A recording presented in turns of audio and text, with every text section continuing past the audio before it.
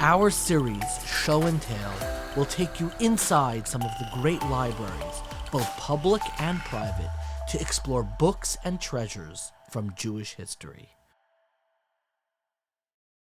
So from the Cairo Geniza, we actually found actual manuscripts in the hand of the Rambam that just humanizes him in a way that, like, we know a great deal about the Rambam.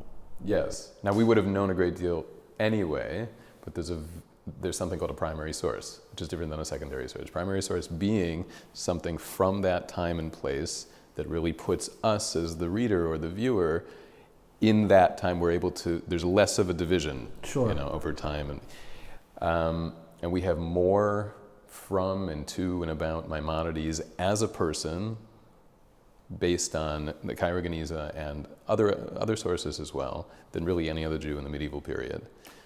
So can you show me which over here is actually from the Cairo Geniza? So all three of these documents on the wall are from the Cairo Geniza. They were all discovered in the Cairo Geniza. And how do we know they're the hands of the Rambam? Okay, so the one on the top, the majority of what is written there, when you look closely, and all three of these, by the way, are from the JTS library. When you look closely, it is not in fact in his handwriting. It is a circular that is essentially a letter that would have been mass-produced with the intention of raising funds to redeem captives, Jewish captives who now need some sort of ransom that is paid to redeem them.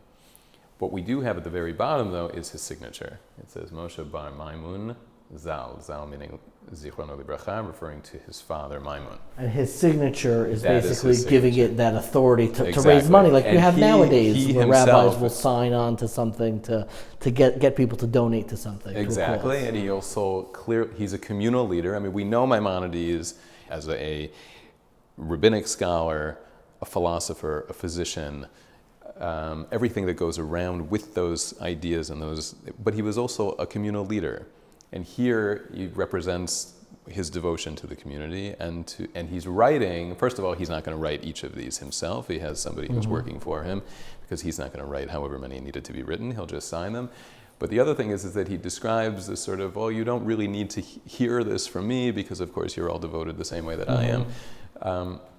So this is one way that we now have his signature, and you can start, for scholars who work in what's called paleography, which is essentially the science of writing, the actual physical writing, you can start to determine what is similar to it. So we have additional fragments here, this being a fragment of the Mishneh Torah. He wrote the Mishneh Torah between 1170 and 1180, and it is this massive revolutionary legal code. And what's fantastic about it, and this especially for educators, is that it's clear that he is editing himself, meaning he's going over it continuously. Like right, there are notes on the side. We have other fragments where he's crossed something out and he's added something, he's changed it. His ideas are constantly working, because thinking is a process, writing is a process. So rather than imagining, okay, there's the Rambam, and it's just... You see him unfolding. Exactly. This was a human being who lived a life, a complicated life, a very deep life. We know that he had a brother who he was very close to, who passed away in 1177, and Maimonides was completely depressed for a year, and he faced depression. In a shipwreck, right? Exactly. Yeah. And there are other letters, including we have an example on the wall, an excerpt from the wall, where he's referring to his commitment to the community and what his life is like, and how busy he is. How taxing it is, his daily schedule. This second piece is also hugely significant. This is a Mishneh Torah, not written itself by Maimonides, it was a scribe. However, at the very bottom, you'll see on the left page, it says, Hugam Sifri Ani Moshe Berabi Maimun Zal.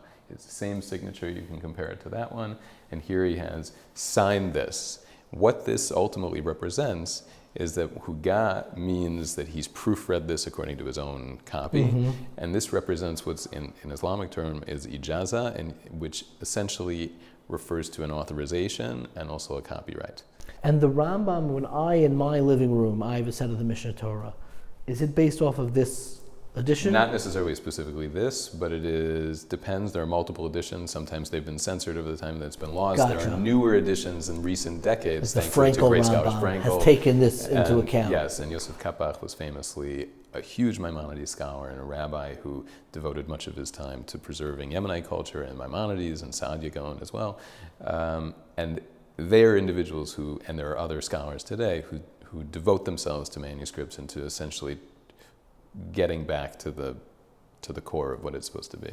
You chose a quote over here that's not, it's not from Mishneh Torah or one of the classics. It's from another. Right. Why did you choose this? So this is from a famous letter that he wrote at the end of his life, towards the end of his life. He died in 1204. This is from 1199. He had written the Moreh Nevuchim, the Guide of the Perplexed. It is this extremely complicated but profound philosophical text that attempts to essentially balance reason and philosophy, Aristotelian philosophy, with faith in the Torah and dedication to Torah.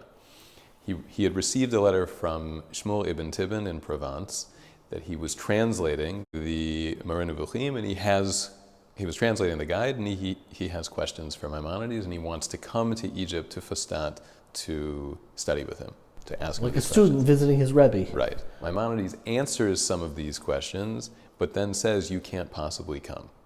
One reason he gives is that it's a dangerous journey. And as I mentioned before, his brother had passed away on a sea voyage, and he was concerned that this could happen also to Shmuel ibn Tibbon. Exactly. But what really, at the end of the letter, that is so important is that he describes his day. And this is where we start to feel who Maimonides was as a person. In his own lifetime. Exactly. He has no time. He is serving as one of the physicians at the Sultan's court. He goes, he has to be there until essentially they say that it's not necessary for him to stay. He goes back, he sort of apologizes to all the people waiting for him in his home. I have to go eat, then I'll be ready to meet with you. He eats quickly, then they start coming in one by one. Who knows what all the questions potentially are. Surely he's getting tons of letters, he has to respond to them. By the end of this letter, he's describing how every single day he's just laying down on his back, and he's prescribing, and he's answering just from his sheer exhaustion. While he's lying down. Exactly. So now, for the educators out there, it's really significant that he told a student who is completely dedicated to what he is doing. Wants to come learn, wants to come study. That you cannot come, because this is what I have to do. And there's a lot to that in terms of who he was as a person, I think. Communal responsibility. And what he was dedicated to. And there's a lot of debate in terms of who was Maimonides, as a philosopher or as a physician or as a legalist, as a halachic, a jurist. But of course, we are singular individuals. There's uniqueness, and we are complicated, and there doesn't necessarily have to be a division of personality. He was balancing all of this. Right. Apparently out of sheer exhaustion. Indeed. Yeah. This is just the basic... this is a map that shows his journey here, and then all of the cities and the centuries that are referred to, these are objects in the exhibition, meaning we've got material from Rome, 15th and 19th century, Lviv, which is Lemberg, so this is 19th century object. It sort of gives a map of what the exhibition is.